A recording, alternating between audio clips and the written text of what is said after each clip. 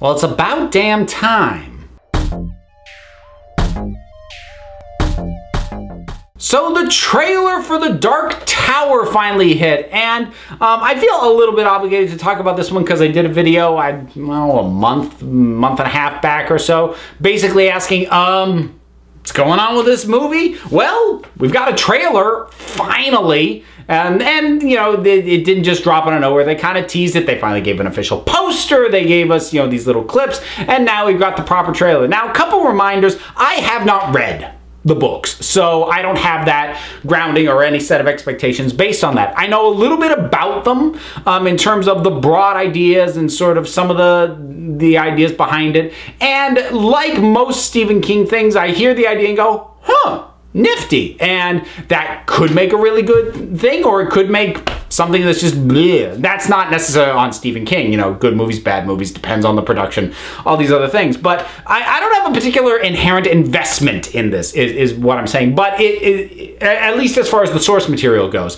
But I was still really curious about the movies, because, I mean, these things have been in the works. You know, some version of The Dark Tower as a movie has been in the works forever. Now, I guess the thing worth noting for folks who are fans of the books is this is not really an adaptation. This is a sequel, more or less, to the book series. Now, it almost feels like a spoiler to say that, because like I said, even though I haven't read them, I know enough about what goes on in them that it kind of clues you into what happens at the end of that book, that this is following up on that, and yet it kind of repeating. Anyways, so how is this trailer? What are my thoughts on the actual trailer? It's okay.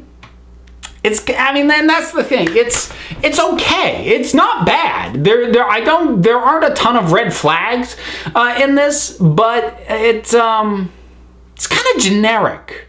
And I don't necessarily think that's a reflection of the movie. I think that has more to do with the fact that these sorts of big, epic, sweeping stories, it's hard to cut a trailer that feels unique with these kinds of stories. In much the same way, I've talked in a previous video that horror movies are really hard to cut trailers for, because what gives it its unique flavor is all in the details and the context and the atmosphere and sort of dwelling in that world. And, you know, in the case of a horror movie, getting a sense of terror. In the case of something more epic like this, getting a sense of a lived-in world and getting a sense of the epicness and the scope of the journey. And you get that by sort of existing in that space for a while. And when you're cutting a trailer that's only a couple minutes, you don't have the time to build that, and so you just sort of, you do a highlights reel, and it comes across as generic. So while I think that might reflect poorly on the trailer, I don't think it necessarily reflects poorly on the film, although it can still be a concern, because if the trailer reads generic, fewer people are going to go see it, which means that you know, even if it is good, it might not get the audience it deserves. But I think the only moment that made me kind of go, was the whole thing with Roland, like, tossing the, you know, the little thing of bullets up and, like, catching, and, I mean, it's kind of cool, but it was very, people are gonna get pissed at me for using his name like it's a curse word again, but it's very Zack Snyder, the whole slow motion doing that. And they had something similar slightly earlier in the trailer that worked much better for me, where it was just sort of, you know, flicking the bullets into the chamber. Like, that worked. I was cool with that. But then they took it like that one step too far. I'm like, it's very Matrix. It's not what I would expect out of this property. And, you know, there are other aspects to it. The whole sort of crossing universes thing. Unfortunately, that is the story of the books as I understand them. And that's a tough thing, because unfortunately, a lot of low budget movies, you know, since the 80s have used the let's cross over these two worlds and you know, bring them over to the real world story gimmick as an excuse to cover a budget, because it's much easier to shoot something in the quote-unquote real world than it is to create a fantastical one. It's why the 80s Masters of the Universe film is set largely on Earth. It's just cheaper. And that, I don't think that's the reason it's happening in The Dark Tower, but unfortunately movies that have done that thing for that reason for so long kind of, it puts a bit of a taint on that as a storytelling device in movies specifically, because the reason it's been done in movies is because of low budget. Obviously, doing it in the book, it's not doing it because it's low budget, it's doing it because it's the story Stephen King wanted to tell, but carrying that over to the medium of film, and suddenly that as a concept carries baggage that it wouldn't on the page. But it is nice that we finally got a trailer. And a release date, it's August now. It was July, I think, last time I talked about it. So they did push it back slightly.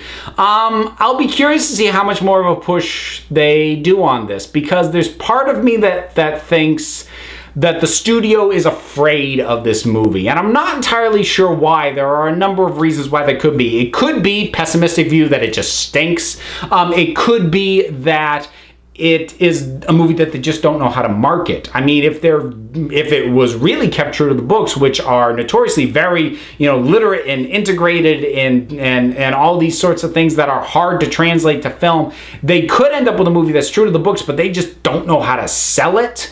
Or it could just be a matter of somebody realized how much they've spent on this and they've realized there's no way they're going to recoup this money back. And that's kind of what I'm leaning towards, because especially if they factor in all the false starts this project has in terms of, how much does it cost us to bring this thing to screen finally, they might have realized this thing might, do a couple $100 million domestic, but it needs to do way bigger than that to be worth all the money and time we sunk into that, and we're never going to make that money back. And if that's the point that they've hit, they might be holding back how much marketing they're going to put behind it, because that's just throwing more money in the hole. Again, this is all speculation on my part, but it's just a vibe that I get. I feel like the studio is afraid of this movie, and ultimately, when it comes out in August, we will find out if that was the case, and we'll find out if it was, why. But in any case, the trailer for The Dark Tower. Have you seen it? What did you think about it? Whatever your thoughts are, drop something down in the comments. Let's talk about it. Don't forget to like, subscribe, check me out on Twitter at Council of Geeks. Give a listen to the Council of Geeks podcast or the Punch Like a Girl podcast. Both available on iTunes and Stitcher on separate podcast feeds. And until next time, this council is adjourned.